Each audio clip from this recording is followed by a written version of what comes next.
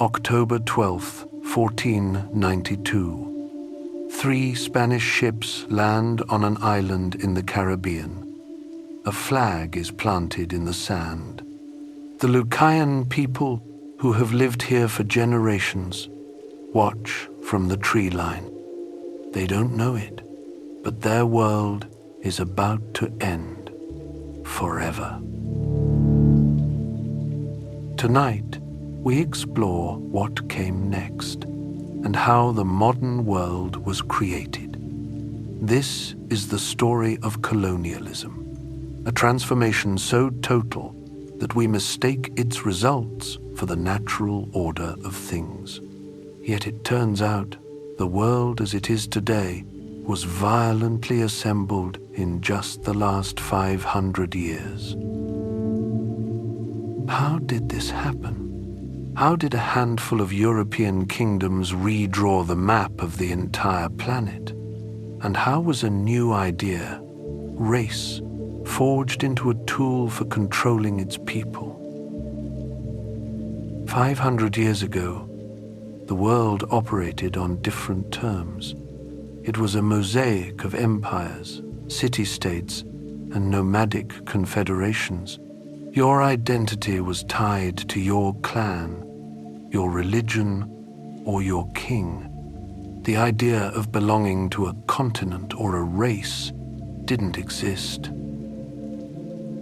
In tonight's episode, we'll trace how the colonial project went from a few coastal forts to a global system of extraction and control. Along the way, we'll see how techniques of rule developed in one colony were exported to another. You'll also meet the people who resisted this new order, discovering how their struggle created the world we inhabit today. Before we begin, please take a moment to like and subscribe. It really helps others discover these explorations of history. And let us know in the comments which topics you'd like us to explore next. So, let's now begin to trace the most extraordinary transformation of humanity in our history. This is the story of how colonialism changed the world forever.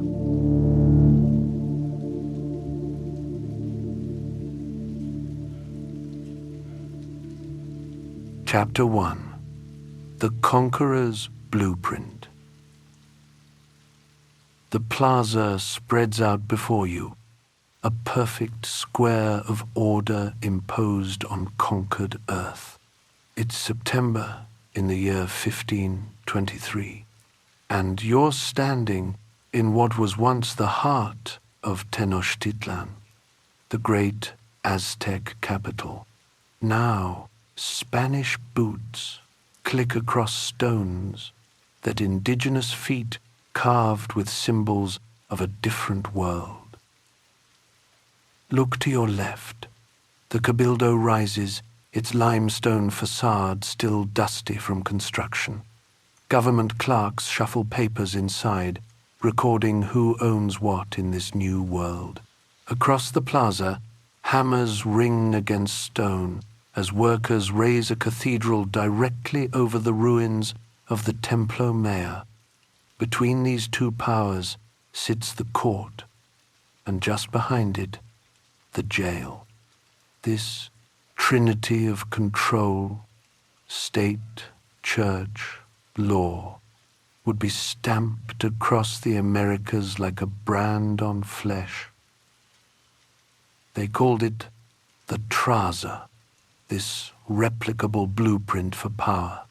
From Havana to Cuzco, from Mexico City to Lima, the same pattern emerged.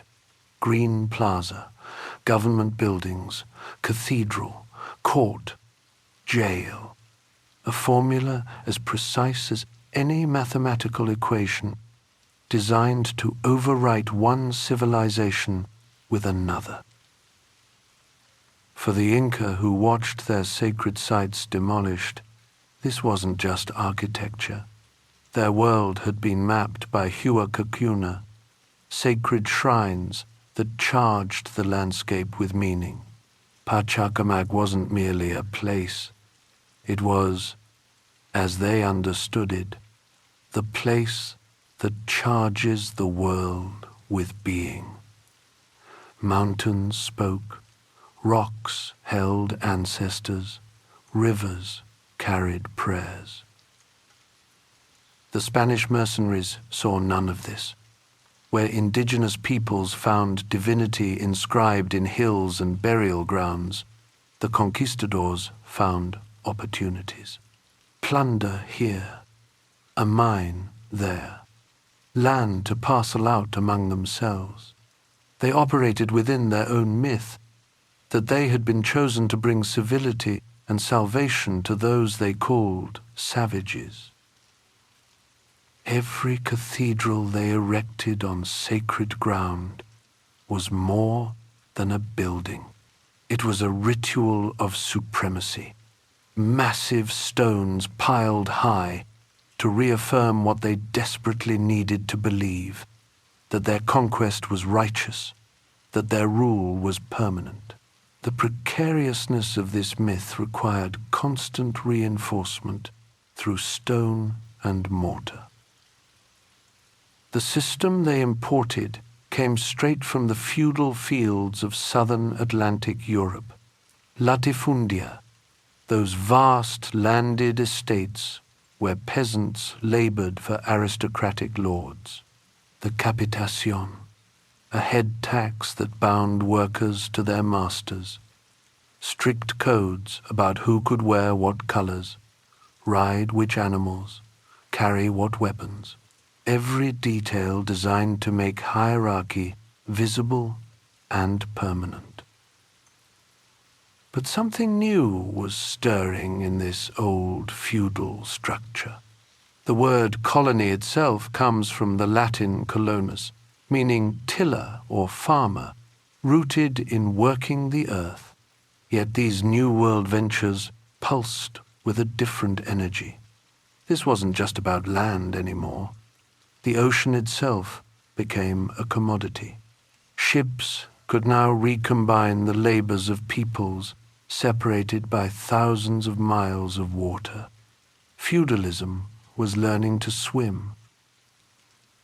The primary tool of this new exploitation was the encomienda system. The crown would assign entire indigenous communities to individual conquistadors. These encomenderos gained the right to impose head taxes and command the labor of up to 300 indigenous persons each. Bodies became currency. Communities became property. By 1542, the encomienda gave way to the repartimiento, a tribute labor system that sounds almost clinical in its efficiency. Indigenous peoples were dispossessed of their lands and forced to work without pay for fixed periods. The Spanish introduced mandatory costumes to track the population, making surveillance as simple as spotting the wrong cloth in the wrong place. The evolution continued. By the 1550s, the hacienda system emerged, foreshadowing the industrial plantation. Workers were forcibly relocated onto land enclaves where they could be bought, sold, and confined. By the 1600s, ships arrived bearing kidnapped Africans to join this machinery of extraction. All of this theft was justified through a European legal concept called inventio, discovery. Simply by intending to settle and cultivate land, colonizers could claim title to it. The combination was toxic. Hunger for land, feudal license, patriarchal control, state intervention. Together they generated a noxious mix of colonial violence that would reshape continents. This vast blueprint for conquest was never an end in itself. It was an engine designed with precision for a single purpose. Deep in the mountains of Bolivia and Mexico, in veins of silver that ran like frozen lightning through rock, lay the fuel that would power a global empire. The plaza, the cathedral, the courts, all of it was prologue to what came next. Good evening, friend. Sorry to interrupt. This is Charles, the creator of History After Dark. If you're enjoying this exploration, I'm glad. I'm incredibly passionate about making these histories accessible. As you've probably noticed, there are a small number of ads on the channel now. These only continue until about 20 minutes in. The revenue this generates is what allows me to continue doing this work. If you'd rather support directly and watch ad-free, I now have a Patreon. Members get access to the full library without interruptions, and your support makes a real difference. Thank you. Now, back to the story of colonialism. Chapter 2. The Silver Veins of Empire. Deep beneath Cerro Rico, the mountain that looms over Potosi, Bolivia, men crawl through darkness. The year is 1565, and the tunnels already honeycomb the earth for miles. The Quechua name for this place translates to thunder, and down here you understand why.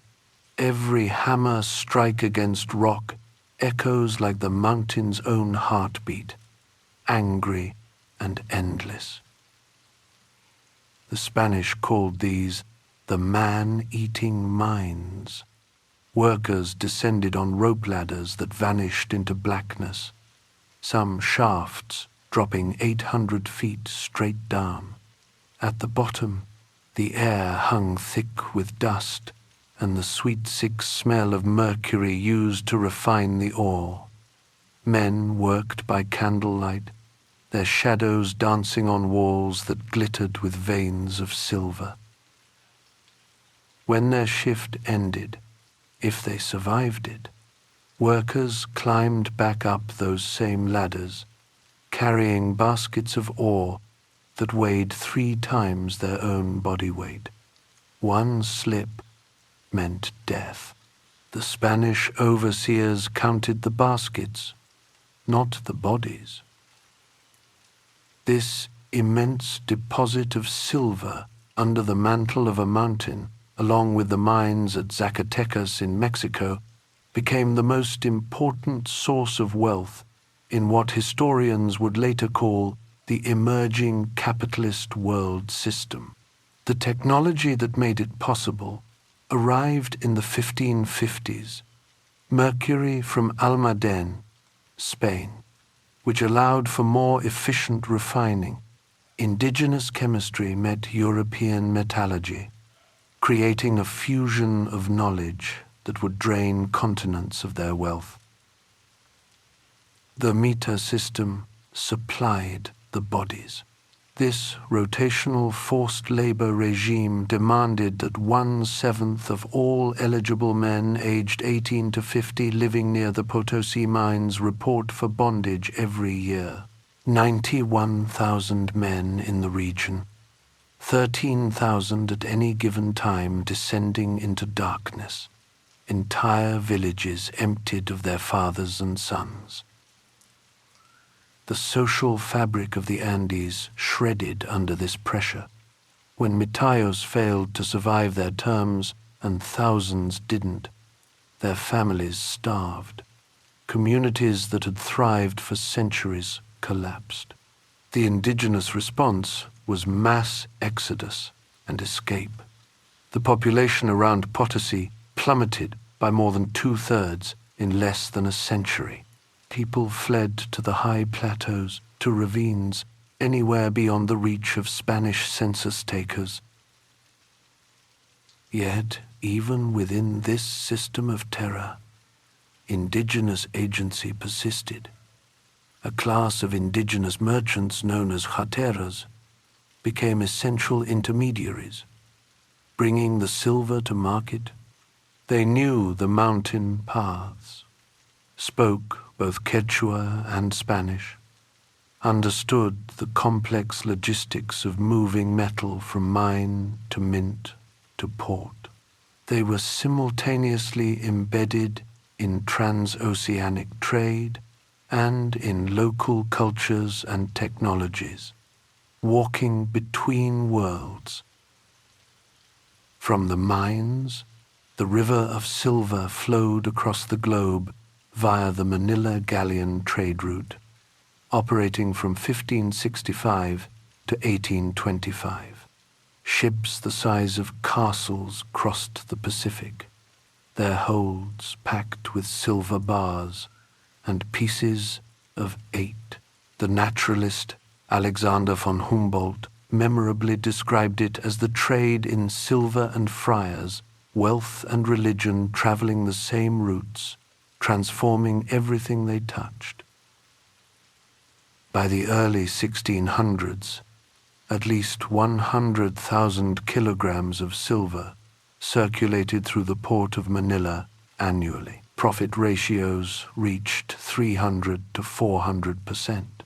European merchants used this American silver to purchase Asian luxury goods, silk from China, spices from the Moluccas, porcelain so fine you could see light through it.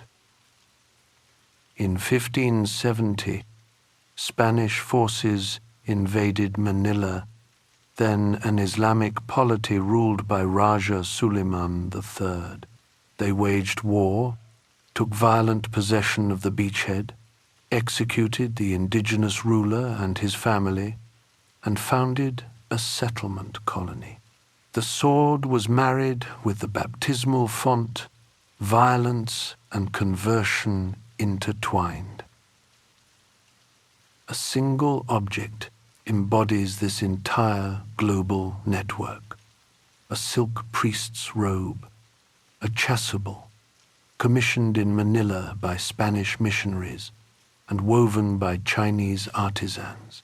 20,000 stitches in just 4 centimeters of cloth, the Buddhist eternal knot woven together with Spanish Catholic symbols, histories of Tagalog shipbuilding and dock labor, Chinese artisan labor, and indigenous American enslaved mining labor condense into its embroidery. The Spanish had used American silver to weave a web of global trade, connecting continents in a network of extraction that reached from the Andes to Asia. As their galleons crossed the Pacific, laden with silver and souls, another European power was establishing itself in North America with different ambitions. They came not seeking gold or converts, but land itself. They came to stay.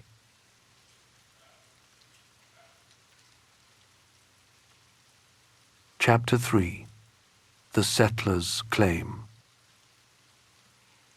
The ship creaks in the harbor at Plymouth, Massachusetts, in the year 1630. Below deck, families huddle among their possessions: iron pots, woolen blankets, Bibles wrapped in oilcloth against the salt spray.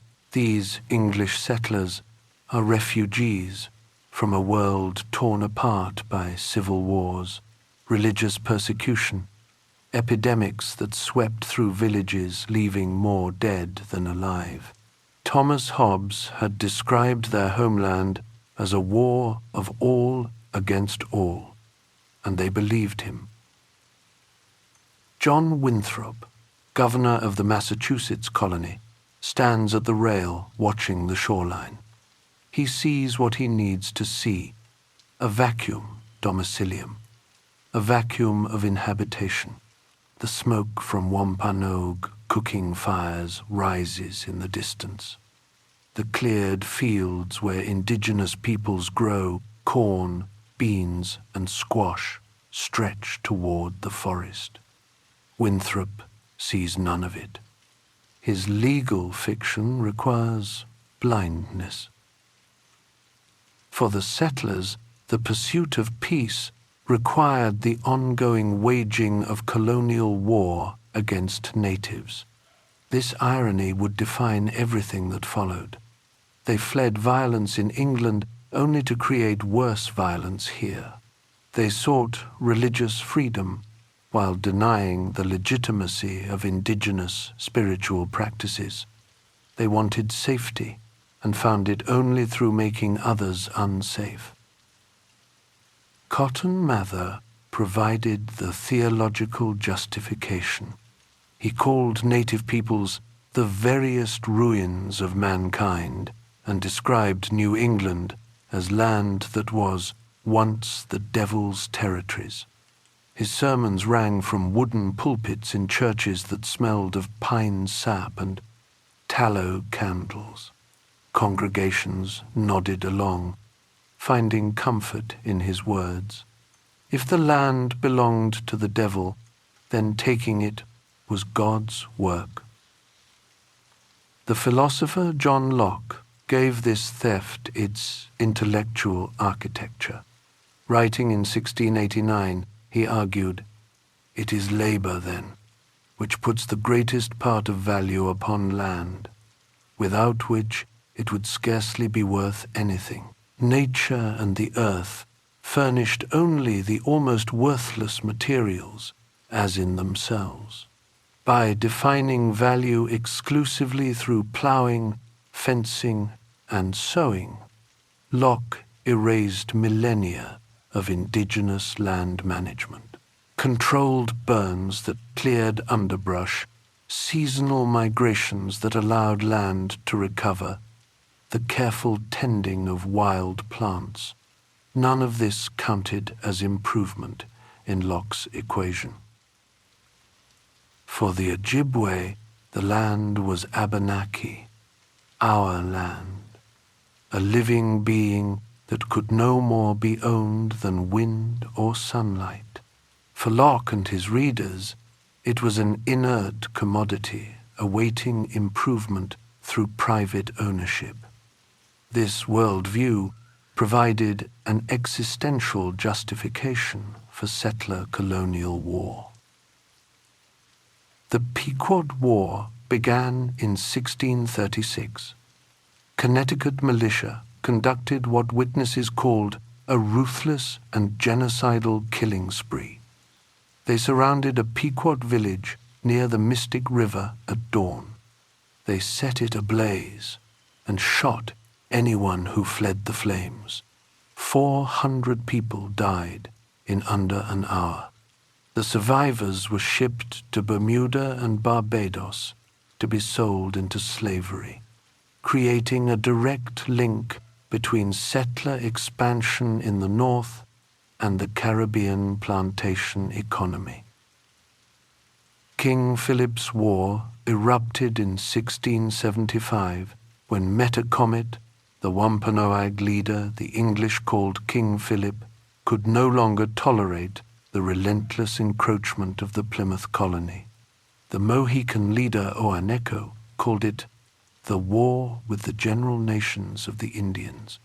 It claimed more casualties per capita than any other conflict on American soil over the following 300 years.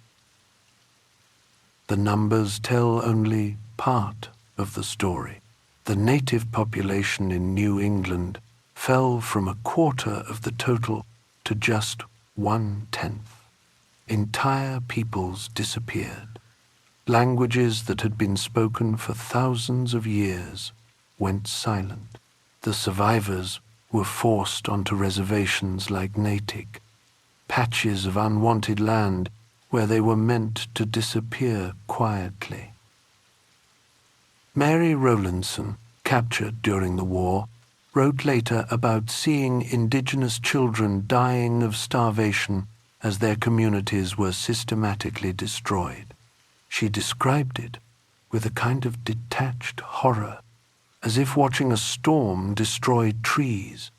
The settlers had learned to see indigenous death as natural, even necessary. The wars of elimination had cleared the land, leaving behind survivors who refused to vanish. The settlers realized that violence alone wouldn't complete their project. They needed new weapons, deeds and laws and prayers. They needed to reach into indigenous communities and transform them from within to kill the Indian and save the man, as they would later say. The reservation at Natick would become a laboratory for this new kind of warfare, one that targeted souls rather than bodies.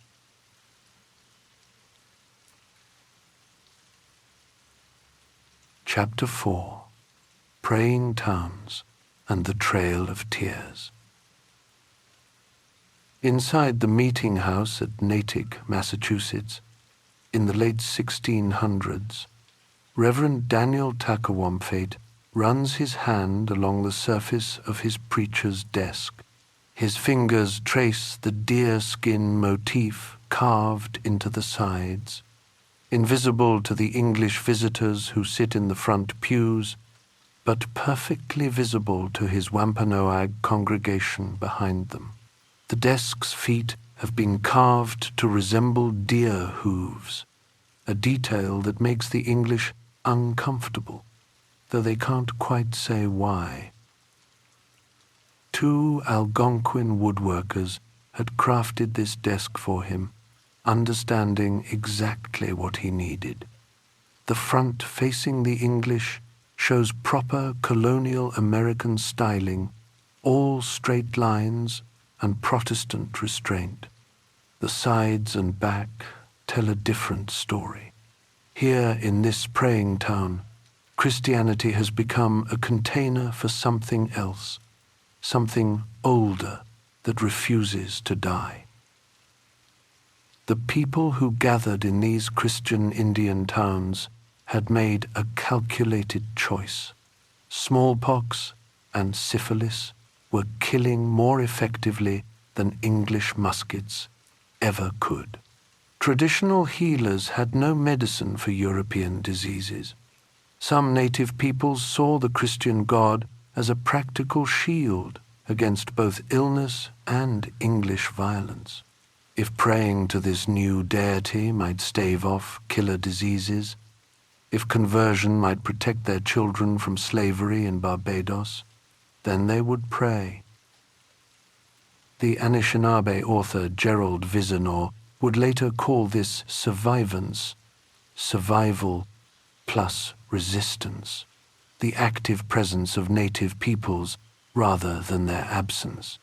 Every hymn sung in Wampanoag, every sermon that wove traditional stories into biblical parables, every Christian prayer that began with an acknowledgement of the land's original spirits, these were acts of preservation disguised as submission. While some found refuge in praying towns, others faced dispossession through the machinery of colonial law. The settlers had discovered that debt worked better than bullets. Between 1658 and 1660, Humphrey Atherton, a Massachusetts militia member, and his syndicate used carefully constructed debts to foreclose on the entire Narragansett country, roughly 96 square kilometers of prime land.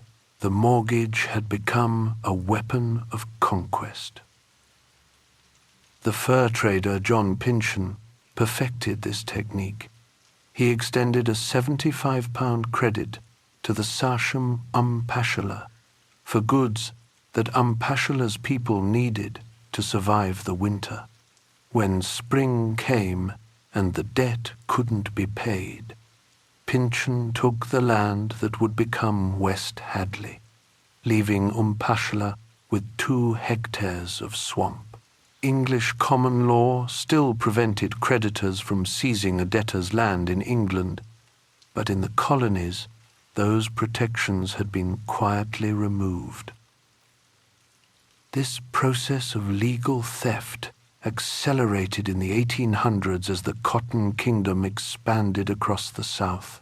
The historian Ronald Takaki observed that in order to make way for white settlement and the expansion of both cotton cultivation and the market, 70,000 natives were uprooted and moved from their lands, and hundreds of thousands of blacks were moved into the Southwest to work the soil as slaves.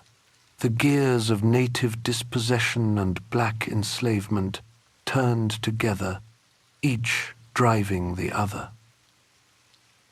Alexis de Tocqueville witnessed the Choctaw removal in 1831 and left us this account.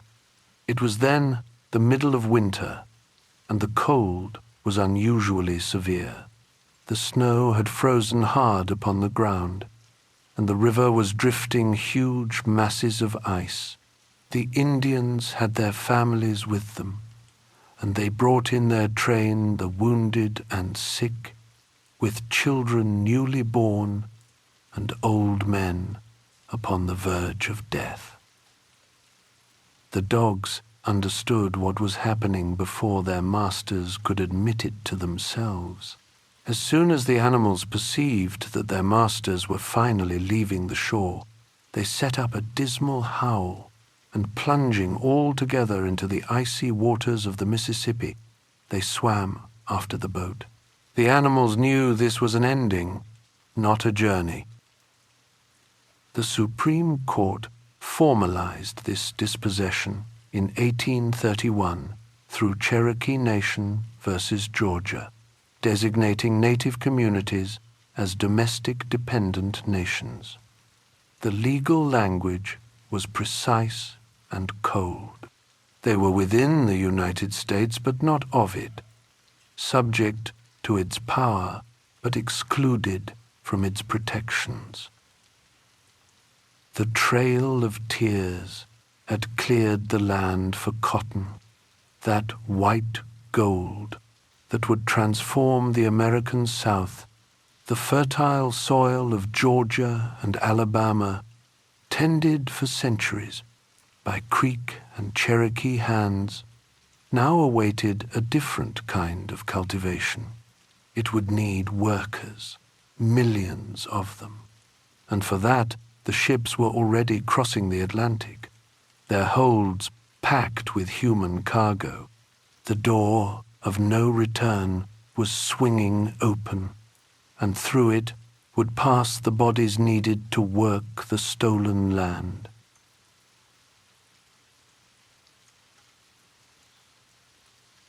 Chapter 5. The Door of No Return.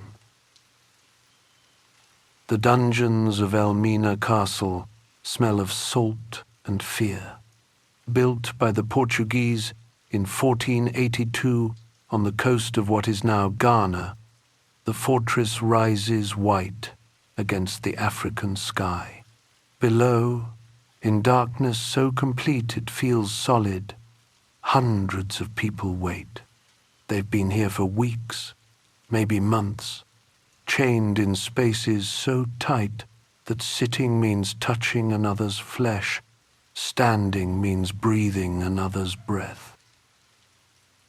Above them, Portuguese and later Dutch governors conduct business in airy rooms with windows facing the sea. They write letters home about gold prices and ivory shipments. They complain about the heat. They never mention the sound that rises through the floorboards at night, the keening that comes from below.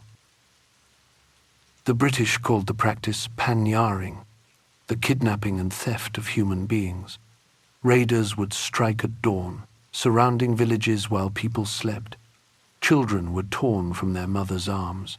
Husbands watched their wives disappear into coffle lines that snaked toward the coast. The march could take months, Those who fell were left to die. Those who survived reached places like Elmina. In 1526, Nzinga Mbemba, king of the Congo, sent letters to the Portuguese court. The mentioned merchants are taking every day our natives, sons of the land, and the sons of our noblemen and vassals and our relatives. They grab them and get them to be sold. His protests were met with silence, then with threats. Resistance took every form human courage could devise. Armed rebellions erupted along the coast. People fled to fortified settlements in the interior. On the ships themselves, coordinated revolts broke out so frequently that sailors lived in constant fear. Captives staged hunger strikes, choosing death over bondage. Some found ways to throw themselves overboard, and there are accounts of people singing as they drowned, their voices carrying across the water. Those who couldn't escape faced the door of no return, a narrow opening in the castle's sea-facing wall. Once you passed through, you left not just Africa, but your name, your language, your links to ancestors. The philosopher Sylvia Wynter defined it precisely. The Negro was no longer a slave, as in the African tribal context. He was now essentially a form of labor power calculated in terms of his exchange value, bought and sold, not as a slave, but as a commodity. They were called pieces, pieza in Spanish, pesa da India in Portuguese. An able-bodied man counted as one full piece. Women and children were valued at 2/3 of a unit. Olaudah Equiano, who survived this system, recalled watching human beings being put into scales and weighed, and then sold from 3 pence to 6 or 9 pence a pound. The Middle Passage turned the ocean into a graveyard. Ships designed for 200 carried 600. People were packed into holds so tight they couldn't sit up. The air grew so foul that candles wouldn't burn below deck. Diseases spread through bodily fluids that had nowhere to drain. Sailors said you could smell a slave ship from 5 miles away. Yet even in this abyss, new bonds formed. People who spoke different languages learned to communicate through touch and song. They shared what little water they had. They held the dying. They created kinship in the belly of the ship. The poet Dion Brand writes of this inheritance. Water is the first thing in my memory. The sea sounded like 1,000 secrets, all whispered at the same time. Jan Nieser, a mulatto African trader born in 1756, left us a document that makes the economics visceral. In a letter to his Liverpool business partners in 1803, he details a transaction: 400 slaves in exchange for Danish guns, rum, Indian textiles, including 200 cellos and 300 castracundis, human lives equated with pieces of cloth calculated down to the last thread. Toni Morrison dedicated her novel, Beloved, to the 60 million and more who didn't survive. The number is unknowable. Ship's logs record some who died, ignore others. The Atlantic keeps its own count in bones scattered across the ocean floor from Senegal to South Carolina. Those who survived the crossing found themselves standing on American soil, often in places like Charleston or Port-au-Prince, staring at a landscape that looked nothing like home. Before them stretched fields of sugarcane and cotton, crops that would devour their lives with mechanical precision. They had arrived at the engine room of the colonial world.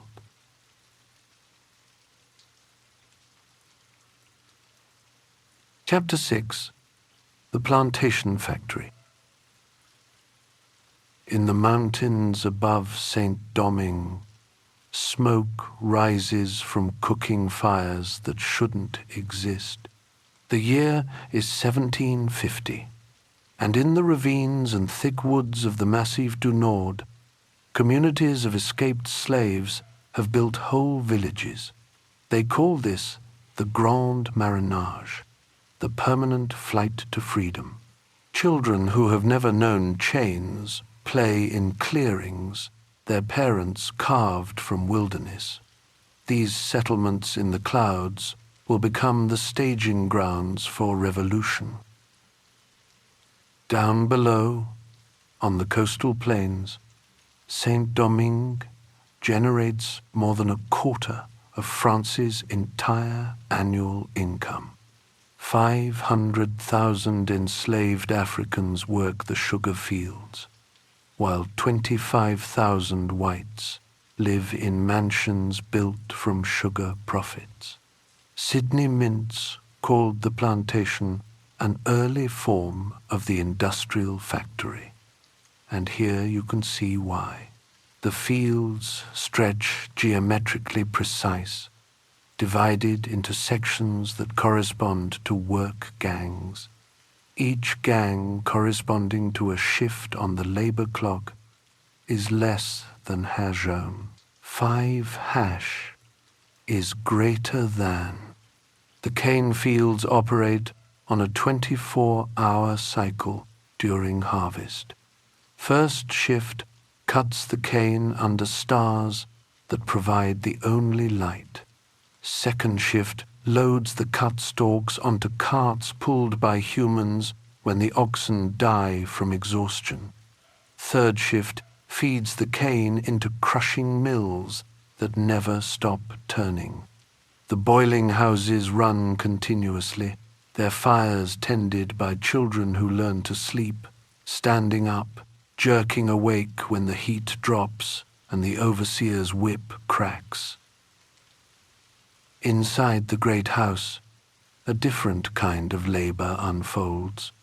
Enslaved women cook elaborate meals for masters who complain if the sauce is too thick. They clean chamber pots and wash undergarments stained with evidence of last night's excess. They comb their mistress's hair each morning, listening to complaints about the heat, while sweat runs down their own backs. At night, they put the master's children to bed with lullabies from Africa, songs their own children will never hear. The Royal House in Massachusetts shows how this system reached into the North. In 1737, an enslaved man named Hector organized a revolt on the estate. He was burned alive for conspiracy to revolt, the flames visible from Boston Harbor. The message was clear. Resistance meant not just death, but spectacular death. Death as public theater. Yet in the quarters behind the Royal House, archaeologists have found gaming pieces. Marbles formed from fired clay, tiles made from broken china plates. The enslaved were stealing time from the slave owner's clock in order to rest and play. Each marble rolled was an act of defiance. Each game a declaration that they remained human despite everything. Across the Caribbean, enslaved people cultivated provision grounds, small plots where they grew yams and callaloo that tasted of home. They developed their own economies, their own banking systems like the ASU, where groups would pool resources and take turns accessing credit. On Sundays, if Sundays were granted, markets erupted, where people traded not just vegetables but news, gossip, fragments of remembered songs. The work songs that echoed across the fields contained whole philosophies. Clyde Woods called this the blues mode of social explanation. One song preserved these lyrics. They'll put you under a man called Captain Jack, who'll write his name up and down your back, the whip as pen, the back as paper, the body as the document of ownership. The songs understood the system better than any economist. Religious practices transformed and survived. Lemba, a healing cult from the Congo, provided structures for secret oaths and mutual aid. Vodun from the Benin coast offered spiritual technologies for liberation. These weren't just beliefs, but organizational systems, ways of knowing and being that the plantation could never fully crush. In 1791, the Maroons descended from their mountain strongholds. Fires spread across the northern plain of Saint-Domingue, each burning plantation a signal to the next. The enslaved on the plantations rose to meet them. Within 13 years, the most profitable slave colony on earth would become Haiti, the first free Black Republic. Sojourner Truth would later describe her activism as a waking from a mortifying delusion. Harriet Jacobs wrote that no words could convey the horror. "O virtuous reader, you never knew what it was to be a slave." The plantation had been designed as a perfect machine for extraction, but the human spirit proved impossible to fully mechanize. The flames of the Haitian Revolution sent smoke signals to every corner of the Atlantic world. In London and Paris, in Richmond and Rio, those who profited from human bondage understood that their system could fall.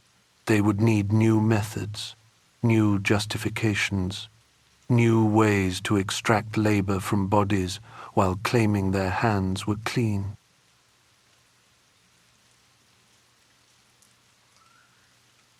Chapter 7. Gunboats and Opium. The petition arrives in 1859, written in careful script by 14 Chinese laborers on a Cuban sugar plantation. They describe their free labor contract. If a Chinese person did not have the proof issued from the owner, he could not apply for a freedom paper from the official. Without that paper, one could not walk on the street. They are trapped in a maze of permits and fines, their freedom always one missing document away. These men are part of what some historians call the second slavery, a system that emerged after the formal abolition of chattel slavery in the British Empire. They were recruited in Guangzhou or Xiamen with promises of good wages and return passage. They discovered the truth only at sea when it was too late to turn back. The contracts they'd signed, often with a thumbprint because they couldn't read, bound them for 8 years of labor that differed from slavery only in name. The ports made this system possible. Bombay, Madras, Calcutta, Singapore, Hong Kong. These weren't just places where ships docked. They were governmental apparatuses for commanding human movement, sorting bodies into categories of permitted and forbidden, processing people like customs goods. European powers had seized control of these ancient trading centers, transforming them into valves that regulated the flow of labor across oceans. Joint stock companies had pioneered this control. The British East India Company operated as a sovereign power with its own army of 200,000 sepoys, its own currency, its own courts. It negotiated treaties, waged wars, collected taxes. By 1800, it ruled 90 million people in India, more than the population of Britain itself. This wasn't trade. It was governance by corporation.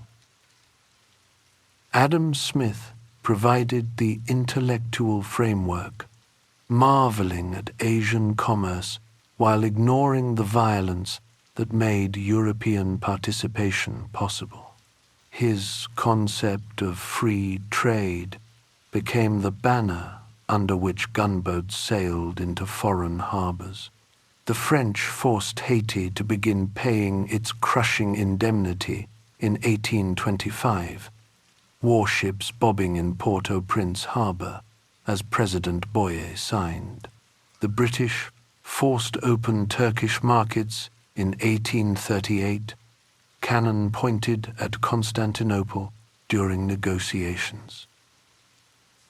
The Opium Wars revealed the true nature of this free trade. By the 1830s, Britain was hemorrhaging silver to China, spending fortunes on tea, silk, and porcelain. The solution was narcotics. The East India Company forced Indian farmers to grow opium poppies instead of food, processed the harvest in factories in Patna and Benares, then smuggled thousands of tons into China each year.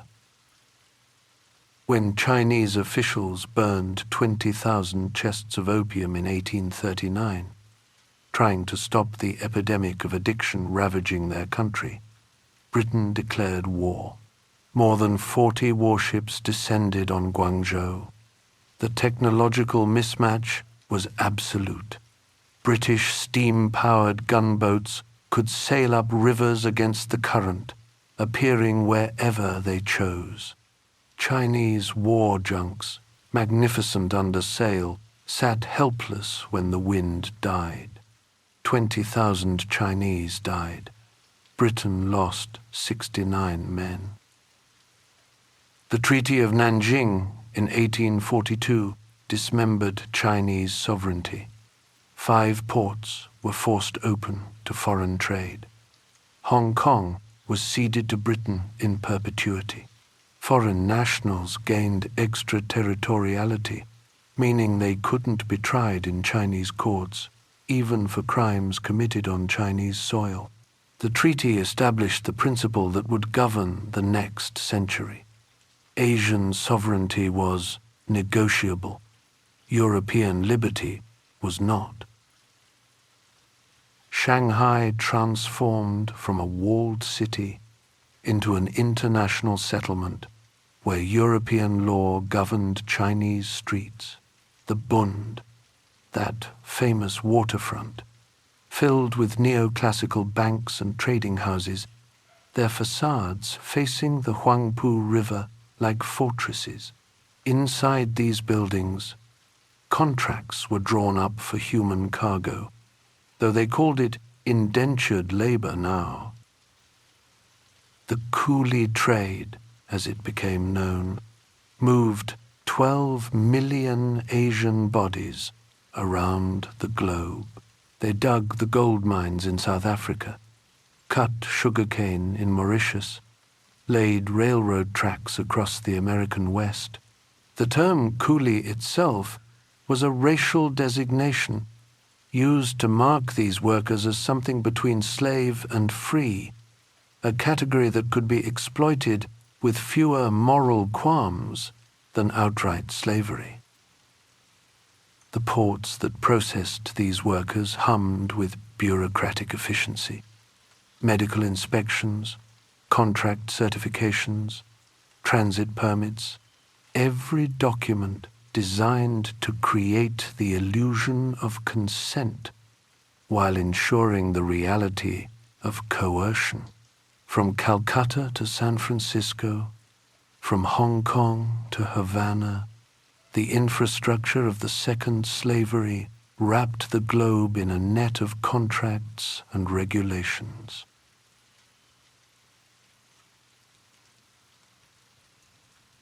Chapter 8. The Coolie and the Railroad.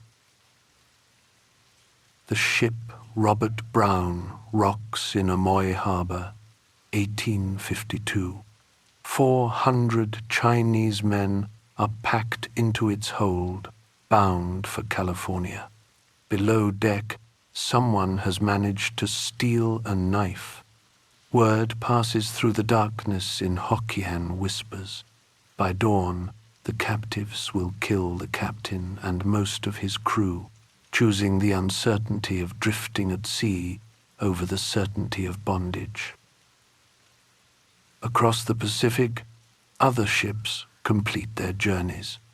Men from Guangdong and Fujian provinces stumble onto docks in San Francisco, Lima, Havana. They clutch contracts they often can't read, promises of wages that will prove to be lies, return passages that will never materialize. The British authorities have repurposed the word coolie, once simply meaning hired laborer, into a racial category that marks these men as somewhere between human and property. The system depends on existing networks of poverty and debt across Asia. Labor recruiters work through Chinese secret societies and Indian jobbers who know which villages have failed harvests, which families need money for dowries or funerals. A recruiter might offer a signing bonus that seems like fortune to a farmer who's never held so much cash. The contracts get explained quickly, optimistically. Reality waits on the other side of the ocean. In 1862, President Lincoln signed the Pacific Railroad Act, authorizing the transcontinental railroad that would bind America from coast to coast. The act granted railroad companies alternate sections of public land for every mile of track laid, land recently taken from native nations through treaties signed at gunpoint. The Central Pacific Railroad needed workers to blast through the Sierra Nevada mountains, and they found them on the docks of San Francisco. 90% of the workers who built the Central Pacific were Chinese. They earned half what white workers received for longer hours and more dangerous work. In the high Sierras, they were lowered in baskets down cliff faces to plant explosives in the rock. Sometimes the rope pulled up an empty basket. Through the winter of 1866, they dug through snowdrifts 40 feet deep. Avalanches buried entire camps. The company didn't count Chinese deaths in its official records. The men slept in camps that recreated the geography of home. Workers from the same village shared tents.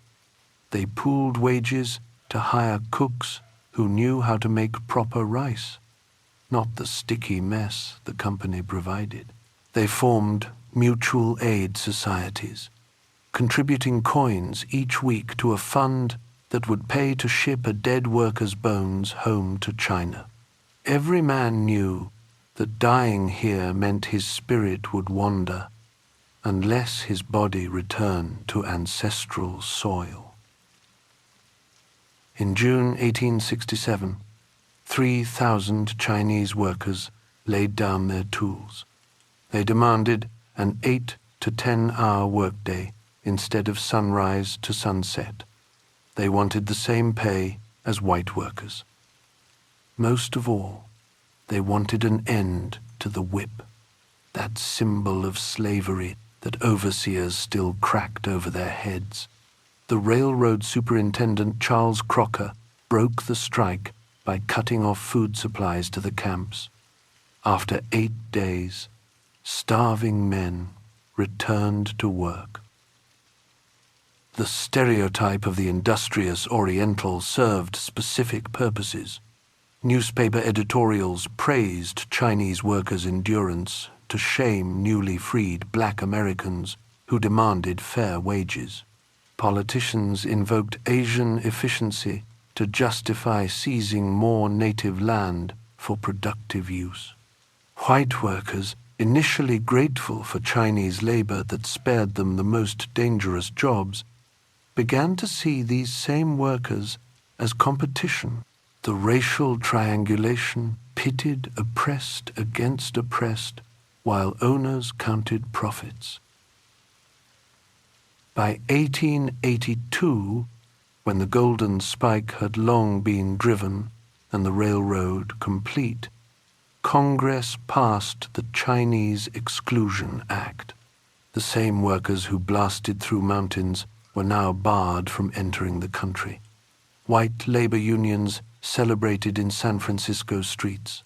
In Wyoming, mobs burned Chinatown to the ground. The men who built America's infrastructure had become America's undesirables. A woodcut made by a Chinese laborer in British Guiana captured the truth of the Coolie system. It showed Indian and Chinese workers hanging upside down, while plantation owners drained their blood into barrels marked profit.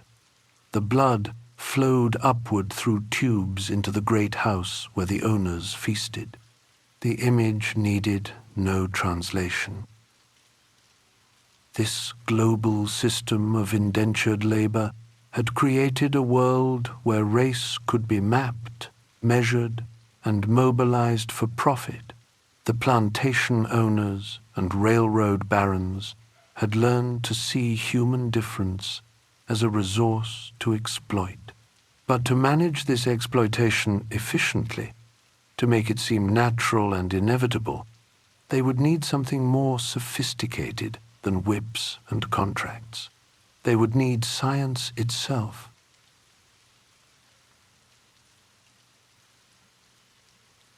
Chapter 9. Cataloguing the World. Carl Linnaeus sits in his Uppsala garden in 1750, examining a pressed flower sent from the Carolina colonies. He holds it up to the light, counts the stamens, measures the petals, notes the arrangement of leaves. This evergreen shrub, which the Cherokee call ulfta and use to heal wounds, will become Kalmia latifolia, named after his student Per Kalm. With his pen, Linnaeus transforms a medicine into a monument to European discovery. His system is beautiful in its simplicity. Every living thing sorted into kingdoms, classes, orders, genera, species. Binomial nomenclature gives each organism 2 names, like a surname and given name, placing it within a family tree of all creation. For Linnaeus, this is an act of worship. The earth is God's museum, displaying the most admirable proofs of divine wisdom and power. To catalogue creation is to read the mind of God. His students, the ones he calls his apostles, board ships of the Dutch East India Company, the British Navy, the Swedish Royal Academy. They carry his instructions and empty specimen boxes that will return full. Pierre Kalm goes to North America, Carl Peter Thunberg to Japan, Daniel Solander joins Captain Cook's voyage to the Pacific. They collect seeds, pressed flowers, pickled fish, bird skins, human skulls. The African tree that Swahili speakers called munyama, essential for building boats that navigate the Indian Ocean, became Afzelia, after Adam Afzelius, who sent samples back to Sweden, traditional names that encoded centuries of knowledge about flowering times, medicinal uses, spiritual significance, all erased, replaced with Latin names honoring European men who spent a few months collecting specimens. The method extended to humans. Linnaeus created categories: Europaeus, Albus, pale and inventive, Americanus, rufus, red and choleric, Asiaticus, luridus, yellow and melancholy, Africanus, Niger, black and indolent. Each category included supposed characteristics of temperament and intelligence. The same system that sorted beetles and butterflies now sorted human beings into hierarchies of worth. This taxonomic thinking spread through European intellectual life. Philologists arranged the world's languages into family trees, with Sanskrit and Latin as noble ancestors, African languages as primitive grunts. Ethnologists created racial families, always with themselves at the apex of development. Every academic discipline adopted this method of comparison and classification, arranging the messy reality of human difference into neat categories that always somehow proved European superiority. Napoleon understood the power of this scientific approach. When he invaded Egypt in 1798, his ships carried 167 French scholars alongside the soldiers, mineralogists to assess mining potential, engineers to survey canal routes, linguists to decode hieroglyphics, biologists to catalogue flora and fauna. The invasion failed militarily, but the 23-volume Description de l'Égypte succeeded in transforming Egypt into an object of European knowledge mapped and measured for future exploitation. The British pursued their own information empire in India. They contracted the Schlagintweit brothers, German scientists, to map the subcontinent's topography and magnetism.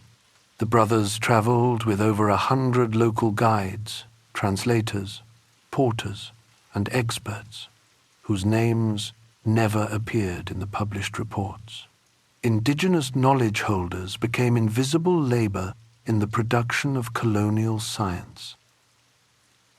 These expeditions filled the British Museum, the Louvre, the Berlin Ethnological Museum, mummies unwrapped for public entertainment, sacred objects displayed as primitive art, human remains stored in basement collections, numbered and catalogued like pressed flowers. The museums became warehouses of empire, displaying the world's cultures as trophies of European reach. The contradiction at the heart of this project grew sharper each year. The system claimed to reveal universal natural laws, yet it depended entirely on European categories and perspectives. It presented itself as objective science, while serving as a tool of subjugation. The Linnaean system promised to reveal God's order, but created a hierarchy that placed some of God's children in museums and others in palaces. By the late 1800s, this classificatory science had evolved into something more sinister. The measurement of human bodies became an obsession.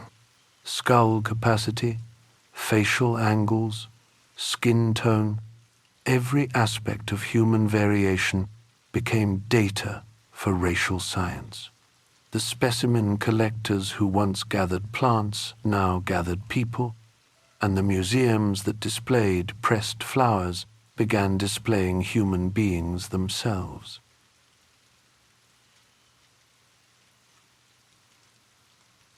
Chapter 10: Human Zoos and Racial Science. The crowds push through the gates of Treptower Park in Berlin, 1896.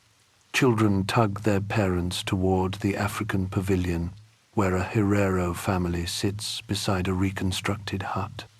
The father sharpens a spear he will never use for hunting.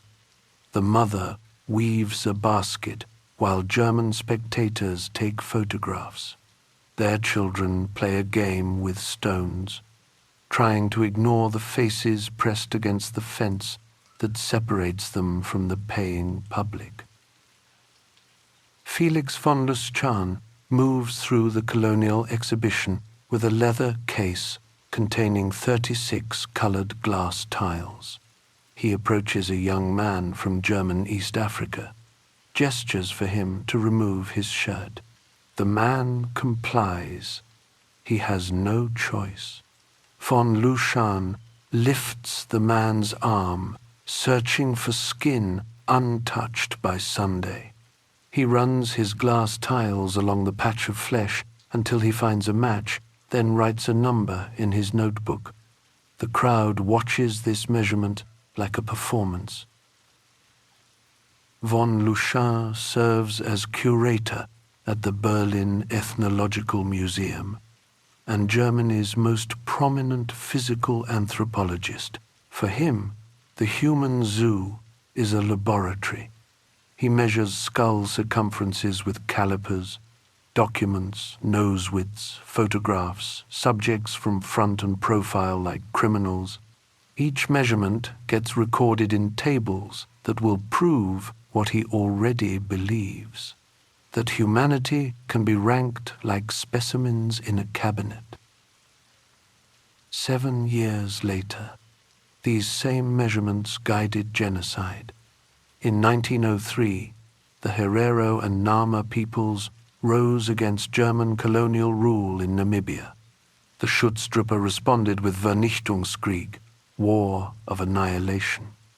General Lothar von Trotha issued his extermination order. Every Herero found within German territory would be shot. Women, children, the elderly, no exceptions. Those who fled were driven into the Omaheke Desert, where German soldiers poisoned the water holes and waited for thirst to finish their work. More than 100,000 people died. The survivors were herded into concentration camps on Shark Island, a peninsula jutting into the Atlantic. Witnesses described what happened next. Male prisoners were murdered and their bodies swiftly harvested for German scientific investigation. Women were forced to boil the heads of their own relatives, then scrape the flesh from skulls with shards of glass. The cleaned skulls were packed in crates, shipped to Berlin for study. Von Luschan coordinated this trade in human remains from his museum office. He wrote letters to colonial administrators requesting specimens. By the end of his life, his personal collection contained more than 7,000 skulls of over-Herero people. These were separate from the thousands more he acquired for state institutions. After his death, The collection was sold to the American Museum of Natural History in New York, where it remains today, stored in climate-controlled rooms that the public never sees. The Lushan skin color scale became the standard tool for racial classification. A report described its use. He made him take off his shirt and lift his arm because he wanted a patch of where the sun had never shone. He ran the cards along the patch of skin until the match. That gave him a number that he wrote down. Average these numbers across a population, and you could assign an entire people a single shade, a number that determined their place in the racial hierarchy. In 1914, von Lushan brought his methods to America to study what he called the American Negro problem. He traveled through the Jim Crow South with local academics and government officials as guides. They took him to plantations where he measured more than 350 African Americans, treating them as data points in his global racial survey. American historian William Du Bois wrote to von Lushan with barely contained fury, "I am afraid that you are getting a one-sided view of the Negro problem. You must remember that in America it is arranged that foreigners should see the American side of the race difficulties. I can also disabuse your mind of the assumptions that American Negroes are content." Years later, Du Bois recalled von Lushan's response in a speech. While race might not determine inferiority, the German scientist concluded, racial and national antagonism will remain. A nation's vital interests she will, if necessary, defend with blood and iron. The mask slipped. Behind the measurements and charts and scientific language lay simple violence, the willingness to kill for supremacy. The tools of racial science, calipers and color scales and skull measurements, spread through museums and universities worldwide. Physical anthropology departments filled their storage rooms with stolen bones. The violence of colonialism dressed itself in academic robes, published in journals, taught to students who would carry these ideas into governments and schools and churches where they would shape the education of generations.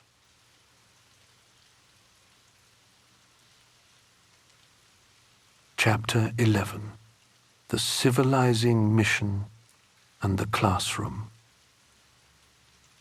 1600, in the plaza of a Mexican town, indigenous actors perform a mock battle between Moors and Christians. Spanish missionaries watch from the shade as the drama unfolds, turbaned villains wielding wooden scimitars, noble Christians bearing crosses like swords. The play recreates Spain's reconquest, the expulsion of Muslims and Jews in 1492, though the indigenous performers have never seen a Moor or visited Iberia. At the finale, the defeated Moors kneel for baptism, and the audience is invited forward for their own conversion. History becomes pedagogy, becomes conquest.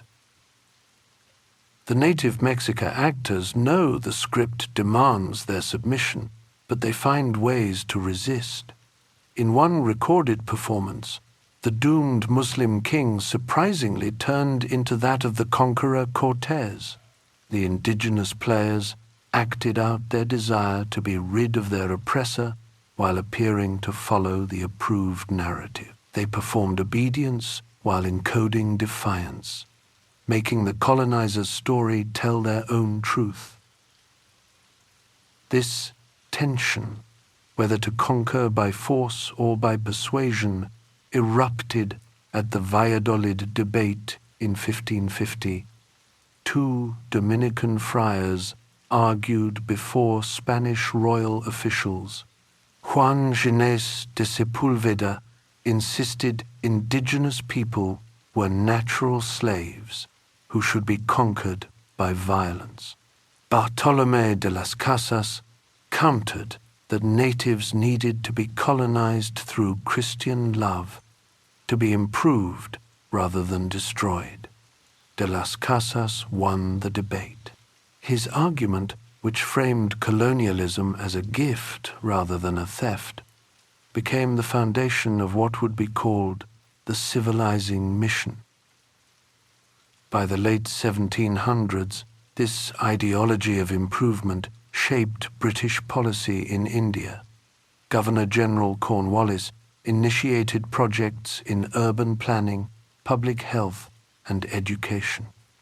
Utilitarian philosophers provided the intellectual framework, advocating for the application of European science to improve colonial society. They built hospitals that ignored Ayurvedic medicine, courts that dismissed centuries of local jurisprudence, schools that taught English history while erasing Indian pasts. Thomas Macaulay crafted the most influential blueprint in his 1834 minute on Indian education. He argued for creating a class of persons, Indian in blood and color, but English in taste, in opinions, in morals, and in intellect. These English-educated Indians would serve as intermediaries, translating imperial will to the masses. British-style universities sprouted across the subcontinent, their Gothic towers rising incongruously from tropical landscapes. The French pursued a different strategy in Vietnam after their conquest in 1884.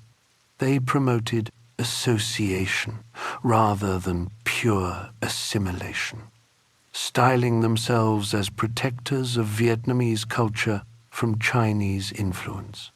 Governor-General Albert Sarraud's reforms in 1917 closed traditional Chinese-style schools, abolished Confucian examinations, and promoted the Romanized Vietnamese script Quoc Ngi U. They claimed to preserve while they transformed, to protect while they destroyed. Sarraud himself recognized the dreadful dilemma. Restricting education could lead to protest, but expanding it could create educated critics of the regime. This paradox materialized in the grand halls of the Lycée Albert Sarraud in Hanoi. Some graduates, like the journalist Pham Quynh, became collaborators who believed in a modern Vietnam within the French Empire. Others took different paths. A young man from a peasant family named Nguyen Sin Kung used the educational and transport networks of the empire to travel the world. He worked on French ships, studied in Paris libraries, witnessed colonial oppression from London to Moscow. He returned with a new name, Ho Chi Minh, and a revolutionary vision.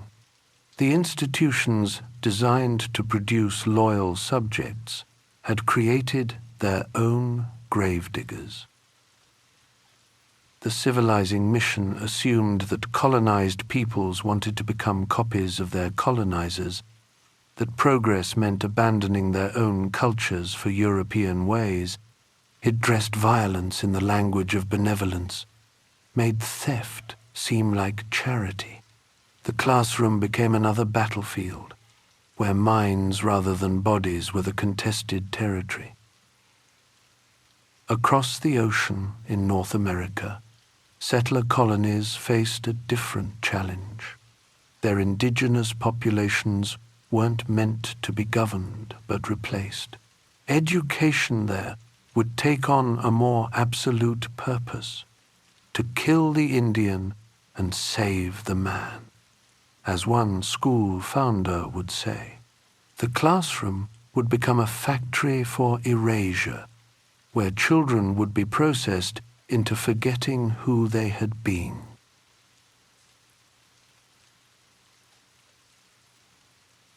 Chapter 12. Kill the Indian, save the man. The train arrives at Carlisle Station in Pennsylvania. It's the year 1879. Lakota children peer through grimy windows at the former army barracks that will become their world. They still wear traditional dress, their hair long and braided in the ways their mothers taught them. Within hours, the braids will lie on the floor like severed ropes. Captain Richard H. Pratt, the school's founder, watches the transformation begin. His motto hangs over the entrance: kill the Indian and save the man. The barracks smell of lye soap and military discipline. Boys are dressed in stiff uniforms that scratch their skin. Girls receive Victorian dresses that make movement feel like punishment. Speaking Lakota or Cherokee or any of the dozens of languages that arrived with these children means a beating.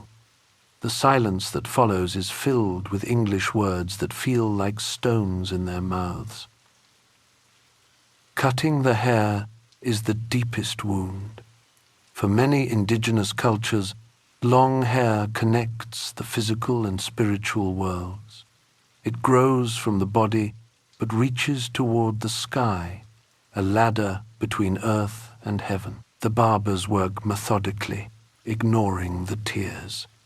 Some children believe their souls are being severed. The photographs taken before and after become propaganda. Wild children transformed into civilized citizens, or so the school's promotional materials claim. The outing system extends the school's reach beyond its walls. During summers, thousands of indigenous children are placed with white families. Girls become domestic servants, cooking meals they've never tasted, cleaning houses larger than entire villages. Boys labor on farms, forbidden to leave the property without a chaperone. The families are instructed to prevent any contact with the children's own communities. This is education through isolation. In the classrooms, history becomes weaponized fiction.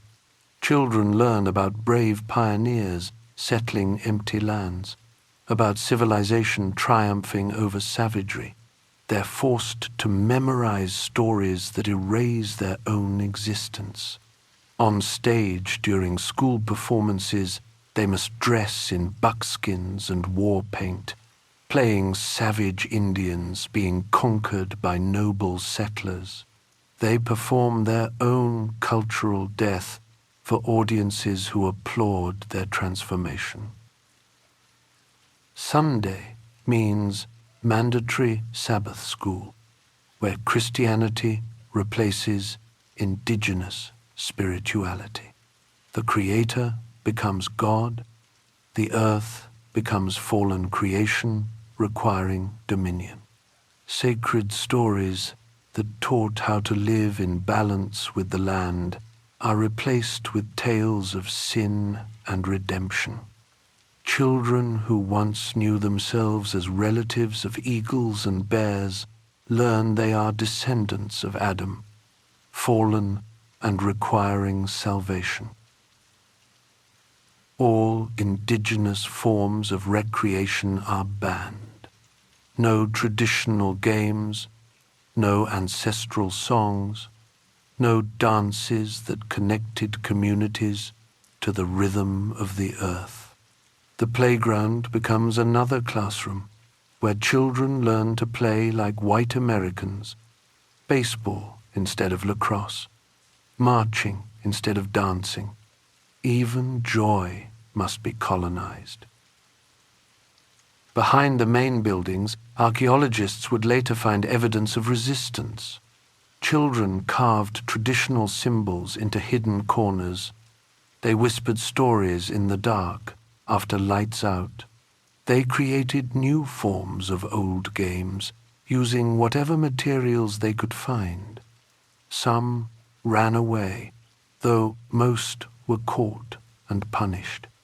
Others resisted by excelling, learning the colonizer's knowledge to fight the colonizer's system. The psychological damage went deeper than any physical abuse. Graduates returned to reservations, speaking English their families couldn't understand, practicing Christianity their elders saw as betrayal. They belonged nowhere, too Indian for white society, too white for their own communities. Many descended into alcoholism or suicide, caught between worlds that wouldn't accept them.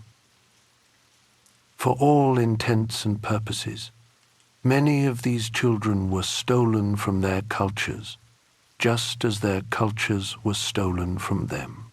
The residential school system spread across North America and Australia, processing hundreds of thousands of indigenous children through its machinery of erasure.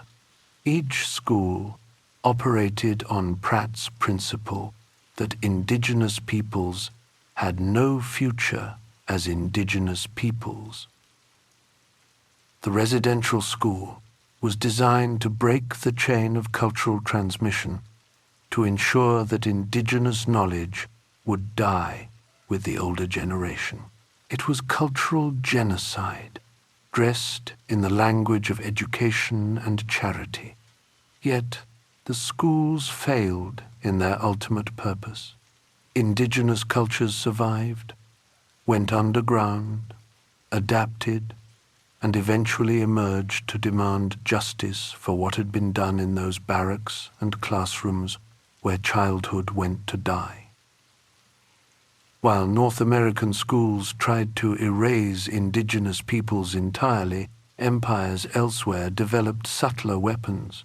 They discovered that debt could destroy nations as effectively as armies, that financial chains could bind more tightly than iron ones.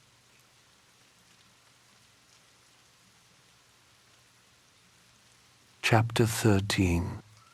The Weaponization of Debt. 1825. French gunboats sit in the harbor of Port-au-Prince. Their cannons point toward the city where President Boyer weighs an impossible choice. France demands 150 million francs as compensation for its loss of property during the Haitian Revolution, property that included human beings who freed themselves. The warships wait. Boyer signs. Haiti, the world's only free black republic, enters a bondage of a different kind. The anthropologist David Graeber wrote that debt can be a way of punishing winners who weren't supposed to win. Haiti had committed the unforgivable sin of successful revolution. Now it would pay for that victory for the next 122 years. To meet the first payment, Haiti borrowed from French banks at crushing interest rates. To pay those loans, it borrowed from American banks. Each loan required new loans to service it. A spiral that wouldn't end until 1947. This practice of militarized debt collection became standard imperial procedure. In 1861, British, French, and Spanish gunboats blockaded Mexico to extract payments.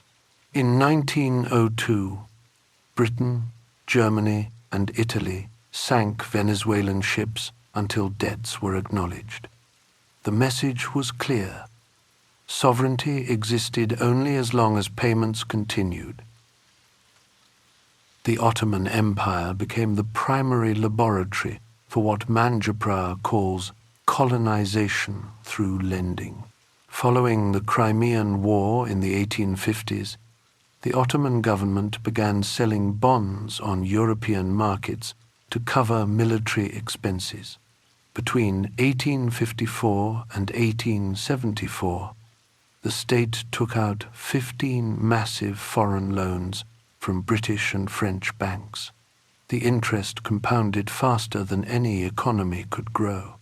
By 1865, annual debt payments nearly equaled the empire's entire state income. When the Ottomans defaulted in 1875 on £252 million,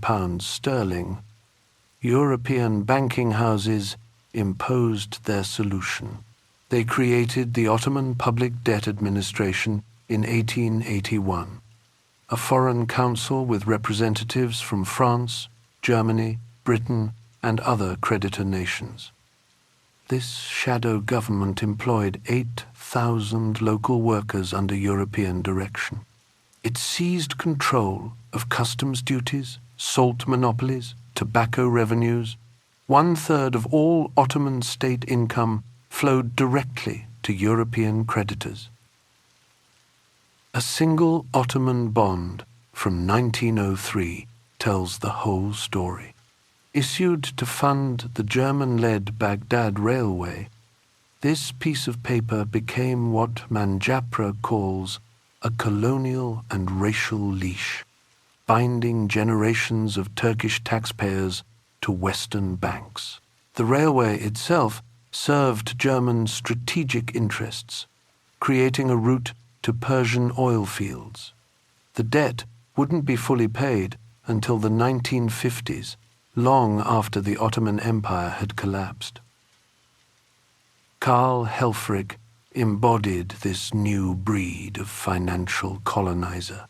He oversaw the Ottoman Debt Administration, helped design the Baghdad Railway financing, then moved to German East Africa, where his monetary policies reduced African wages and sparked the Maji-Maji Rebellion in 1905. He returned to Germany as a director of Deutsche Bank and became Treasury Secretary during World War I. The same man who engineered debt in Constantinople and rebellion in Tanzania now managed the German war economy. The United States developed its own version called dollar diplomacy. Marines landed in the Dominican Republic, Cuba, Nicaragua, always with the stated purpose of restoring fiscal order. The most brazen incident occurred in 1914. The USS Machias anchored off Port-au-Prince. Marines marched to the Banque Nationale de Haiti, removed $500,000 in gold from its vaults, and loaded it onto their ship. They sailed to New York, where the gold disappeared into Wall Street banks. The theft was recorded as debt service. These financial weapons proved more effective than armies. A conquered nation might eventually expel foreign soldiers, but debt followed governments across revolutions and regime changes. New leaders inherited old obligations. Revolutionary governments found themselves paying colonial debts. The papers signed under gunboat threat became more binding than any treaty. The infrastructure of debt required physical infrastructure to generate payments. Railways to move resources to ports, canals to speed ships between oceans, telegraphs to coordinate extraction. The same financial instruments that funded conquest also funded the transformation of physical space, the cutting of continents, and joining of seas that would reshape the planet itself.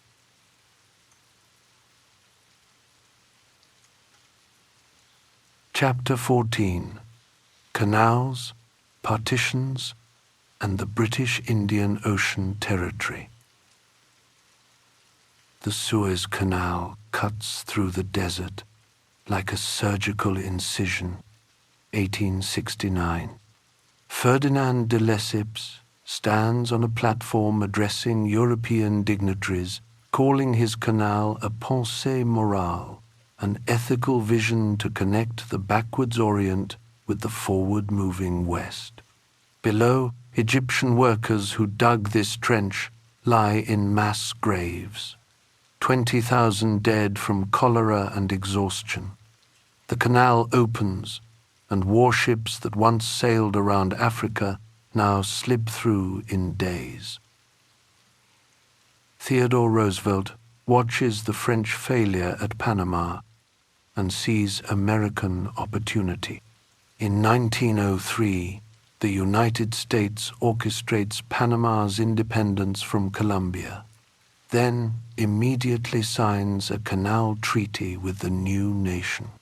General George Washington Goethals takes command of the Canal Zone, declaring he wants it to function like a large corporate enterprise and not the government of a local republic. Military authority, corporate efficiency, and state power fuse into a single machine. To create the canal's central passage, the Americans flooded the Chagres River basin. Lake Gatun rose, an artificial sea that drowned 21 villages. 20,000 residents fled water that climbed toward their doors. Entire communities vanished beneath the surface. Churches, cemeteries, the trees where children had played. The lake became the highest point of the canal. Ships lifted by locks to sail above drowned towns. The Canal Zone operated under Jim Crow segregation. White American workers drew wages from the gold roll, paid in gold-backed dollars. Black Caribbean migrants, indentured Asians, and local Panamanians worked the silver roll, paid less in silver pesos for more dangerous labor. A 1909 photograph captured this hierarchy. Black laborers toiling in the muddy pit, while a lone white foreman stood on a rock mass above them, the surveilling overseer watching the watched. While canals joined oceans, partition lines severed continents. The historian A.I. Asiwaju described the African experience as political surgery.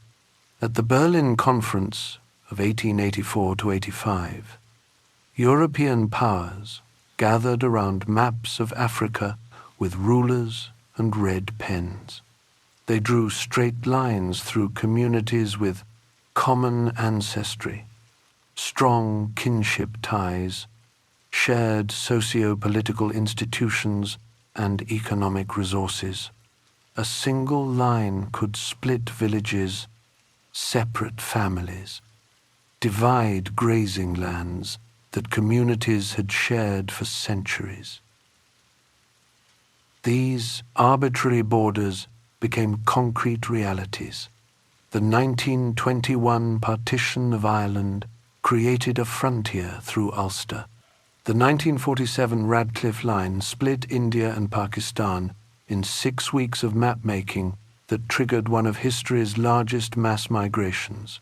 15 million people crossing new borders amid communal violence. The 1948 Israeli military partition of Palestine created 700,000 refugees in what Palestinians call the Nakba, the catastrophe.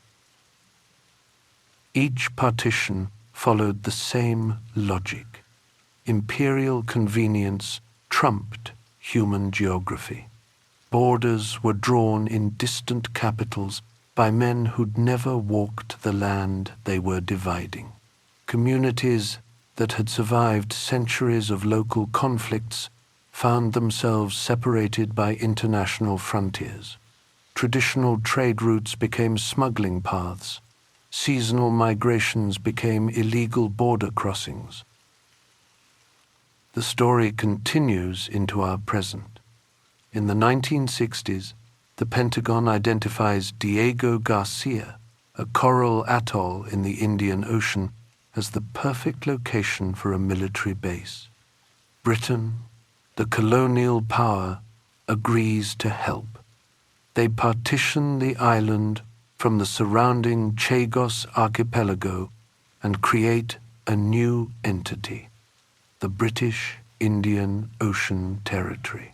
Between 1968 and 1973, the entire population of 2,000 Chagosian people, descendants of enslaved Africans, are forced onto ships.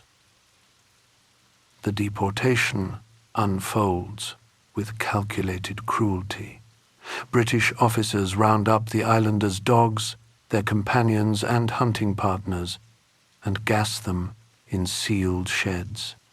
The Chagosians are given one suitcase each and herded onto cargo ships.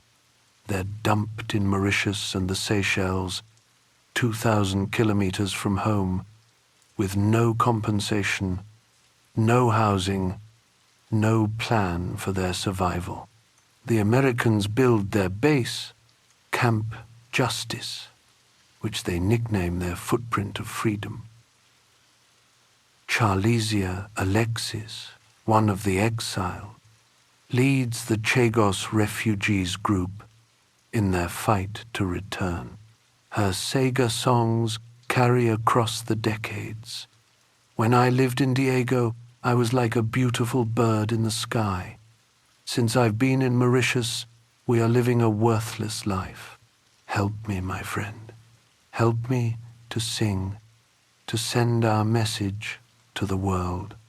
The British government continues to deny their right to return, claiming the islands are needed for defense purposes. The power to remake geography, to flood valleys and split continents, to empty islands and fill them with weapons. This power echoes into our present, creating refugees who sing of homes they cannot reach, borders that separate families, bases that occupy stolen ground.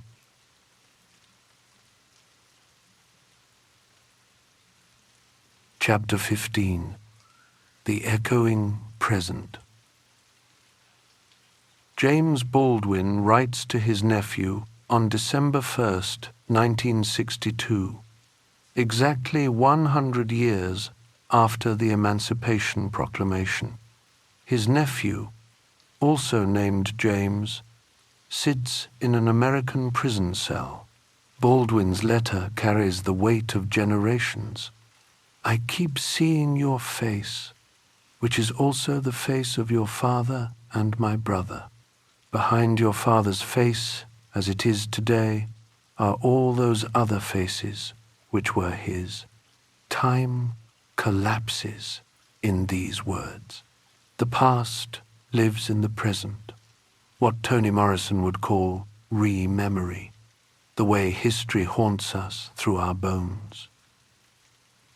That prison cell where young James sits is part of a larger architecture of confinement that Baldwin knew would only grow. Today, Black Lives Matter emerges from this same grief. Trayvon Martin, Michael Brown, Eric Garner, names that become incantations against forgetting. The movement sees clearly what Baldwin saw. The prison industrial complex and militarized policing are direct descendants of slavery and Jim Crow. The statistics tell their own story. Black men are 9 times more likely than other Americans to be murdered by police. African Americans are overrepresented in the prison population by 80%. This colonial violence against black bodies connects to other struggles across the continent. At Standing Rock in January 2016, water protectors gather under the Lakota banner, Muni Wikoni, water is life. They're fighting the Dakota Access Pipeline, which threatens to run beneath the Missouri River. The pipeline's proposed route has already destroyed 280 indigenous sites, including sacred burial grounds. The same extractive logic that built railroads through native land now pushes oil through it. The images from Standing Rock, militarized police deploying water cannons in sub-zero temperatures, reveal how little has changed since the Indian Wars. These scenes inspire solidarity across borders. Idle No More rises in Canada. Buen Vivir movements spread through South America. Indigenous peoples everywhere recognize the same enemy in different uniforms, the same theft wearing different legal masks. The tentacles of this system reach across oceans. In Nigeria, 2012, millions flood the streets when the government removes fuel subsidies under pressure from the International Monetary Fund. The Occupy Nigeria movement understands this as neo-colonial extraction, foreign financial institutions dictating domestic policy just as they did in the Ottoman Empire a century before. The protests paralyze the country until the government partially retreats. These local eruptions become continental conversations. In December 2018, activists from 25 African countries converge in Dakar for the Popular University for Civic Engagement. Groups like Yanamare from Senegal and Balai Citoyen from Burkina Faso shared tactics for resisting the oligarchies that serve foreign powers. They operate in what scholars call political society, grassroots organizing outside official channels, the same space where Maroons once planned their rebellions. The patterns of resistance mirror the patterns of oppression. American sociologist William Du Bois documented this in his 1935 book, Black Reconstruction, showing how elites shatter multiracial coalitions by mobilizing racial fear. During Reconstruction, white planters destroyed the alliance between freed slaves and poor whites through Jim Crow laws and gerrymandering. Du Bois called it a tried and trusted bag of tricks that elites still deploy whenever the oppressed threaten to unite. Sometimes resistance takes the form of a voice carrying across borders that bodies cannot cross. Paul Robeson stood at the US-Canada line in 1952, his passport revoked for advocating colonial independence. Unable to cross, he sang to thousands on the Canadian side. Naomi Shihabni captured it. He sang into Canada. His voice left the USA when his body was not allowed to cross that line. Robeson later reflected, "Songs of liberation, who can lock them up? The spirit of freedom, who can jail it?" From Port-au-Prince, where France's debt still cripples development, to Standing Rock, where water protectors face rubber bullets, from Dakar, where activists build new futures, to Diego Garcia, where the exiled still sing of home, the colonial present continues. The structures persist in police departments, descended from slave patrols, in borders that separate families, in bases occupying stolen islands. But so does the singing. The voices of the colonized still rise, still carry across the lines drawn to contain them, still insist that another world waits just beyond the next uprising.